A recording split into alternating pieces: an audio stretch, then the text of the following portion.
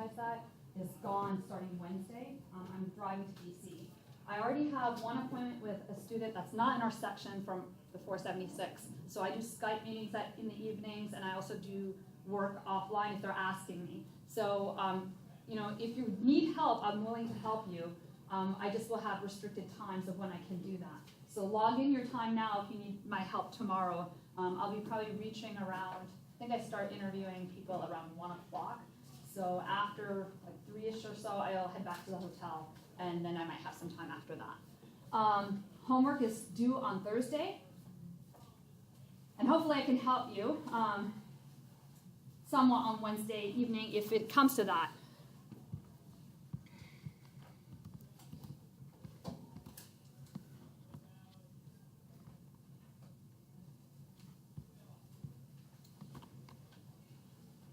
The homework's due in the notebooks, as talked about in here. There's not going to be a revision opportunity if you didn't do the problem. You didn't start it. You started it too late. You have to start these earlier. These aren't the same as calc problems. They're not the same as math modeling problems or differential equations problems or even linear algebra problems. They're really different. They're different in the fact that you don't have to sit there over the book the entire time, but you have to look at it early so that they can sit in your head. So you kind of be thinking about them throughout the week. And you kind of have to know ahead of time what your strategy is going to be. And if you don't have enough time, it's gonna block you off. So I'm first going to go over how to write a proof, and this is relevant to number 3 and 4 on your homework. And so I don't know if Colonel Watts proved this. We talked about what Colonel Clark said he was going to do a proof in his class. So the day she was teaching my class, she thought, well, I'm going to do a proof in, but then she had some issues with the proof that Colonel Clark was choosing. So I don't know if she ended up actually doing a proof. Did she?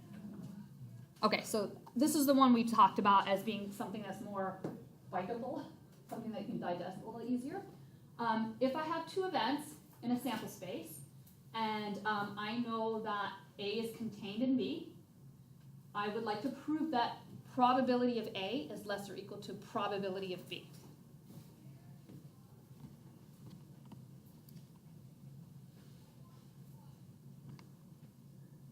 The first step, so this is not, there's a difference between writing out a proof for everyone to see. That thing's a work of art. In fact, I have a Bachelor of Arts in math. I don't have a Bachelor of Science in math. It's an art. When you see a written out proof that's beautifully done, I think the best is when my foundation class one day went, it was a beautiful proof. But you don't see how they constructed the proof from looking at a proof. And that's one of the problems with showing examples of written proofs. You don't see where they got that from. So I'm showing you the mess behind the scenes that you do that you never show someone else. In your books, though, you can show me this, so that if you get stuck somewhere, I'll be able to tell. Is that A is a subset of B or A is less than equal? Subset of B. Okay. And that hash mark underneath, that's good point. Stop me if I'm showing notation that you haven't seen before, because I think only 1 or 2 people have taken foundations, and you might have seen it in linear algebra, depending who your instructor was. This little hash mark underneath means you're also allowing for the case for A to be equal to B.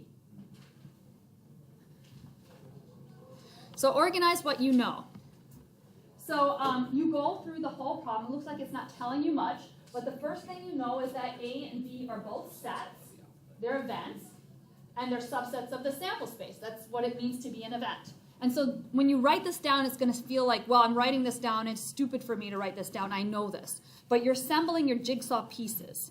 And if you don't have them written down in front of you, it's like having a piece over in the living room and another piece in the kitchen, and you're trying to put the jigsaw puzzle together. You know it's there. You know what it looks like, but you can't call it to your mind. So having this all listed in front of you is important.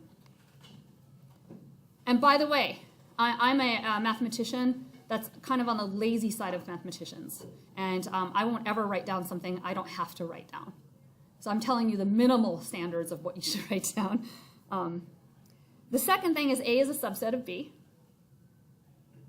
Anything that comes between the if and the stuff after, usually there's an N, then. Here it's proved. So anything between the if and the proved is what information you know. So this piece here is something you know. A is a subset of B. And I wrote down the definition. That means if X is in A, then X is in B. Just flat out wrote it up. What else do I know? Well, this is kind of subtle. I'm supposed to prove something with a probability. I know all the properties of probability. I know that, first of all, that probabilities of those events are between 0 and 1. P is a probability. That's something I know, right? It's masked in there, but that I know. I also know that the probability of sample space is 1. I just wrote down the conditions. You have a condition with a sum, the infinite sum. I wrote a baby version of that. I just wrote it with 2 sets because it's more useful to me. I'm task-oriented. I'm just trying to solve this problem. So I didn't put an infinite number of sets there because I'm probably only going to need something with 2 sets. So these are all my jigsaw puzzles I'm allowed to use.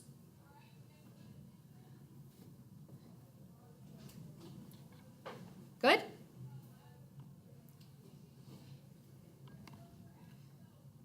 So I copied and pasted them onto the other slide so that you don't have to lose your spot. So these are the same no's written down. Now write down what it is you have to show. Well, I'm supposed to show that probability of A is less or equal to probability of B. This is the part that's sometimes hard. In foundations, you usually write down your no and write down your show, and the thread just goes there from one to the other. Here you're going to have to do a little bit more work, but you're going to only touch this part, the no stuff, and mess with it until your last part is just this answer right here. So you should never bring this up into your moving around stuff. That's where your last statement is. Therefore, P of A is less or equal to P of B.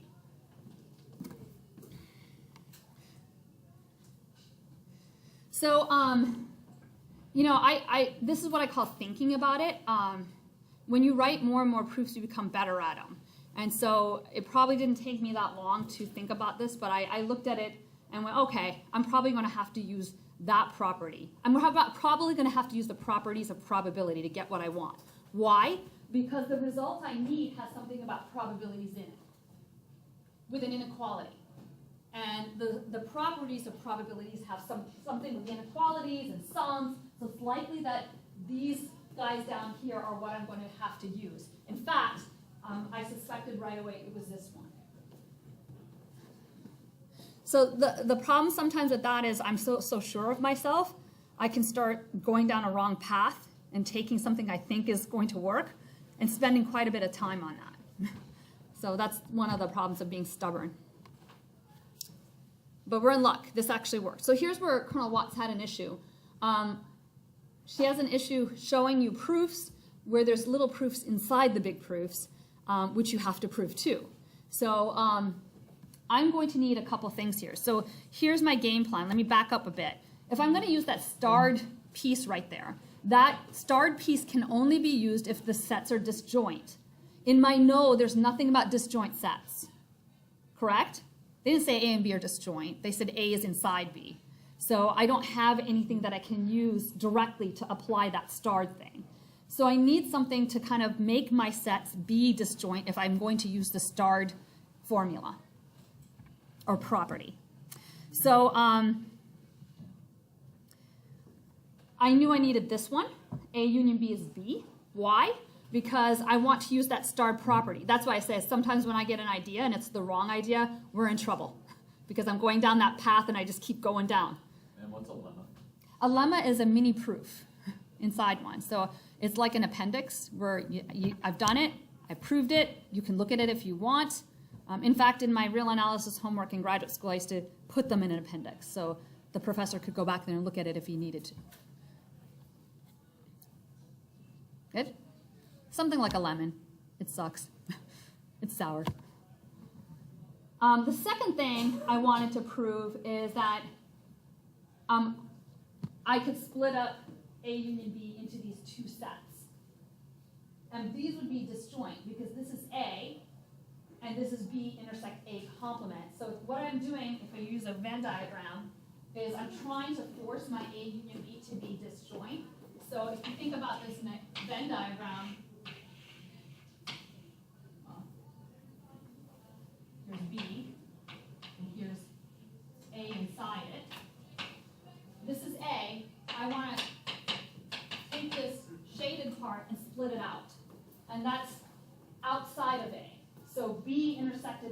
outside of A would be that shaded region.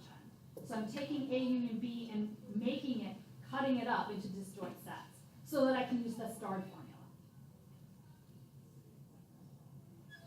So that's my thinking. I'm like, I'm going to use a starred formula. I think I have to use that. How can I use that? Well, I can't use that directly because they have to be disjoint sets. So what properties will I need to force them to be disjoint? So I'm pulling this from set theory, and I don't know what your foundations class was, but we spent a lot of time on stuff like this, proving these kind of things. Do you remember how to prove these kind of things, Aiden?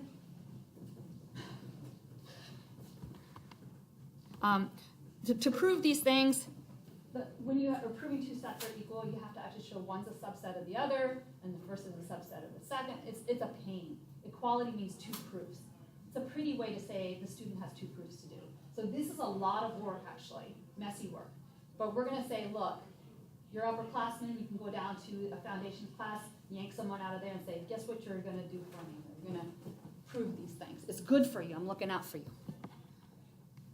But in your homework, if you use anything like this, Colonel Watts has already said she wants that proved. And I think in the little preamble in your homework, Colonel Clark has written in there, if you're using anything that's not in the book, you have to prove it. Sorry, I had to do it too. All right, so now I'm ready to assemble my proof.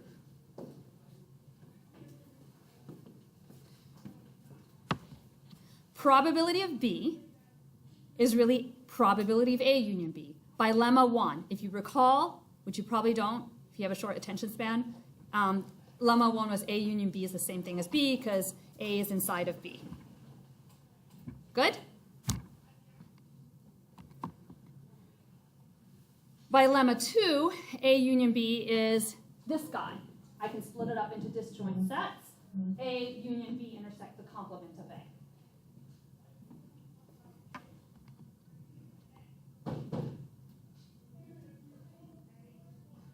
Because these are disjoint sets, I can use property 3 of probabilities to split them up.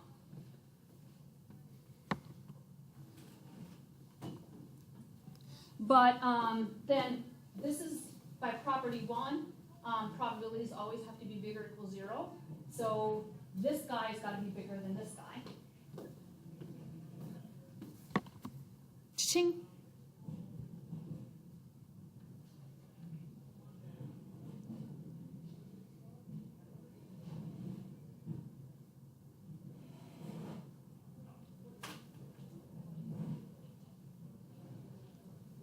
Good? So people have different ways they write. In our foundations class once, we all wrote on these boards. Well, we did a lot of things with these boards. One day I actually wrote proofs around the board, and I was told never to do that again. I wanted to do that ever since I saw these boards in '96. I wanted to fill this thing up with proofs, and it was bad. The reception was bad. But another thing we did is everyone wrote a proof, and then they looked around the room at other people's proof, a proof that we all knew how to write. And everyone's style was different. So I'm kind of a extroverted person with a, I don't know what the style is, a flashy kind of style. So I look at my arrows pointing this.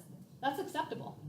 I directed the person with arrows of how I did each piece of this. You have to explain your work. Some people were prose, like they wrote in prose. You know, they actually wrote things out. They would say, by lemma 1, which I proved in the appendix, we have this. And by lemma 2, we have this. And from this, we see why this is true. So they write it out in prose. Your styles can be your own. You don't have to imitate my arrow thing. I actually don't like to write, and so that's why I do the arrows. This is the fastest way to get through my writing. Okay, any questions?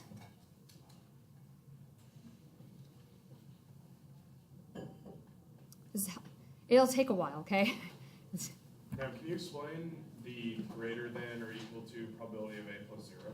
Yeah, so so this is why I said I had eventually stuck note cards around my desk, and with all the definitions I needed. If you recall, the first definition of probability is that it's greater or equal to 0. That's strictly less than or equal to 1 as well. So I'm using that property that these guys are non-negative.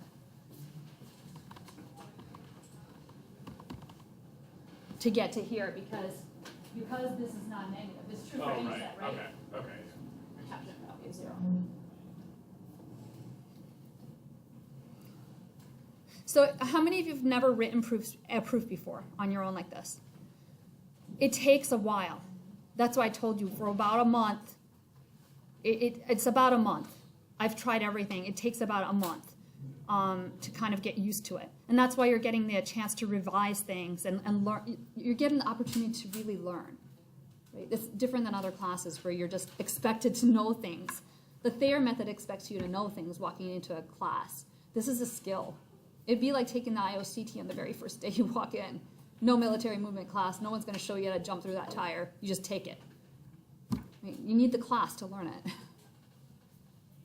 Question? Ma'am, so when you're jumping from probability of A plus 0 onto the conclusion where the probability of A is less than the probability of B, are you just saying that that latter part with the probability of A plus 0 is equal to 1? And so you're saying, Right here? so so when you had the therefore, and you had the conclusion for the proof, and you. Yeah, these concluded- are strung together, right? So this one. Okay. So looking at it now, like, I could tell, I was standing in the hallway and I said, let's give this one to them instead. And I already knew what the path was. I could see all those definitions in my head. So somewhere along the line, the definitions went from specking and dumping for a test to somewhere in my deep memory. But I also knew the path. But I didn't ever forget those traumatic experiences of writing my first proof. They were we were on a quarter system. I don't think I smiled for a year, and that's pretty bad for me because I'm always smiling. It was a bad, miserable year because I just couldn't figure out what the process was. They were showing us proofs. It didn't help though. And once someone actually said you have to do this, a German girl was showing me you have to do it this way. Write down what you know, what to. Like, why didn't they just tell us this? When I teach proofs, I'm going to show them how to do this. And so that's why I think that this is one of the things I love to teach, and I love to see students learning too. And I'm convinced every single one of you can learn this because I've seen it in the past. I think I've had about over 4,000 students now. And every time I've taught a proof writing class, every single student has learned it. So that means you can too.